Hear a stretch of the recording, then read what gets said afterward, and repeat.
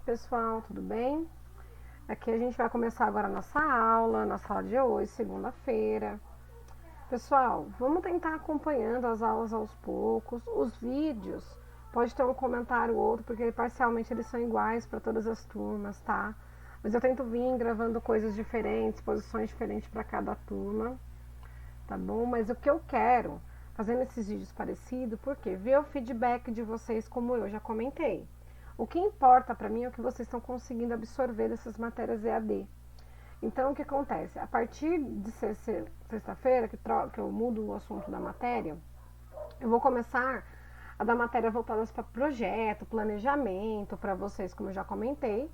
E a minha ideia é que vocês vejam essas videoaulas e me comentem quais estão sendo as dúvidas de vocês. Eu preciso desse retorno, eu preciso desse feedback e conto muito com a ajuda de vocês, alunos, para isso. Tá bom? Vamos lá? Vamos começar a nossa aula, vamos começar nosso discurso, a nossa paramentação sobre o assunto. Elaboramento diagnóstico parte 2, que é a parte 1 nós já vimos semana passada, ok? Estou com aquele canal, com aquele grupo novo no WhatsApp, montamos um grupo para cada turma só de matéria dos professores. As aulas e os PDFs eu vou colocar todos lá, tá ok? Os PDFs desde a primeira aula e os vídeos a partir desta aula, tá bom? E tá tudo lá no YouTube também. Quem precisar tem um canal exclusivo da sala de vocês e entrem lá, olhem a matéria, olhem os vídeos, curtam, porque vocês vão ser sinalizados toda vez que nós carregarmos um vídeo novo, tá bom, pessoal? Então vamos lá para a nossa primeira aula.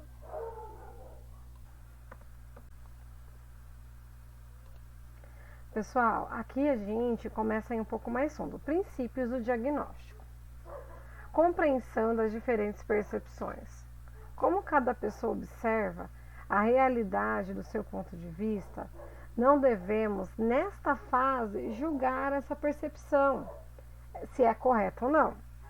Devemos antes respeitá-la e compreender a razão de tal percepção. Todo ponto de vista é a vista de determinado ponto. O que a gente quer dizer com isso? Que muitas vezes a gente está fazendo a pesquisa de mercado, está com o nosso público-alvo, está montando o diagnóstico e a pessoa tem uma opinião divergente da nossa.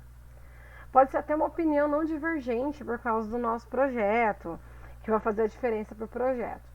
Mas essa divergência não precisa ser discutida nesse ponto. Esse ponto a gente está colhendo informações, lembra?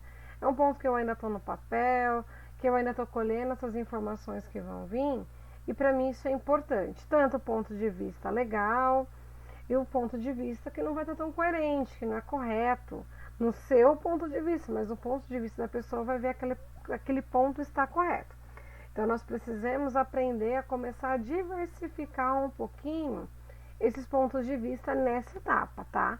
É os filtros. Então eu não preciso discutir com a pessoa, nem tentar impor minha opinião, mas filtrar as informações, ok? Aqui, ó, nosso segundo slide, a gente, ó, escuta da máxima diversidade possível de atores, público-alvo. Lembra que eu falei que meus atores, quando eu estou trabalhando com essa etapa, é meu público-alvo. São aquelas pessoas que eu quero trabalhar, que eu quero a opinião delas, que vão estar agregando informação para o meu projeto. Como nem todos pensam e percebem a realidade da mesma forma, impõe-se a escutar um conjunto diversificado de atores, procurando observar as divergências e as possíveis convergências de opinião.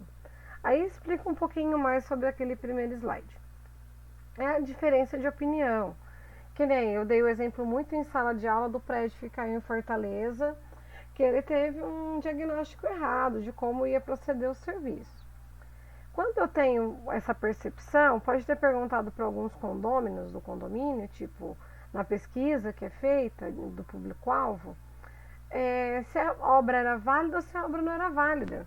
Muitos podem ter respondido que a obra não era válida, que não havia necessidade dessa obra estrutural. Como vários podem ter respondido que sim, que havia necessidade dessa obra estrutural, que ia fazer bem para o prédio, que era a segurança de todos. Enfim, teve uma pesquisa, teve aquela conjunção de moradores para saber se ia fazer uma obra ou não. E é o que nós sempre fazemos. Eu sempre falo para vocês, quando eu vou começar algo, eu tenho que pensar primeiro no meu público-alvo, no meu consumidor, quem vai financiar a minha ideia. Quem vai ser meu o meu próprio patrocinador é um consumidor da minha ideia. Então eu tenho que pensar nas informações desse público-alvo, pegar a maioria, lembra que eu já comentei em aula com vocês, e dessa maioria eu vejo se é viável ou não essa execução. Mas as opiniões divergentes sempre vão surgir. E nessa etapa não é legal a gente abrir para uma discussão muito grande. É legal ouvir, absorver e assimilar elas para as estatísticas.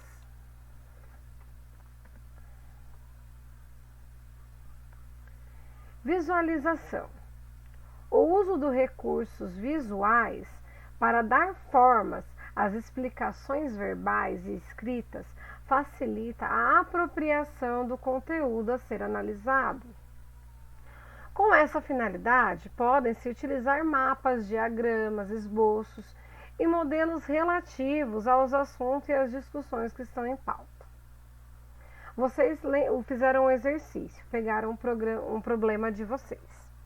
Muitas vezes esse problema abrange a família inteira, não é um problema só individual de cada um. É um problema que afeta todos, a família inteira, os colegas de trabalho. É uma ideia que eu tenho para melhorar algo. Como que eu pego essa visualização? Eu vou desenhar, eu vou pôr o que está mais próximo, que mais me agrada perto de mim, e depois vou afastando um pouco as opiniões divergentes. Ou eu vou fazendo uma planilha, eu conto quantas pessoas eu entrevistei, quantas foram positivas, quantas foram negativas, e dali eu tiro minha porcentagem do número de pessoas que está a favor, de que está contra, e assim eu vou passando tudo isso por papel.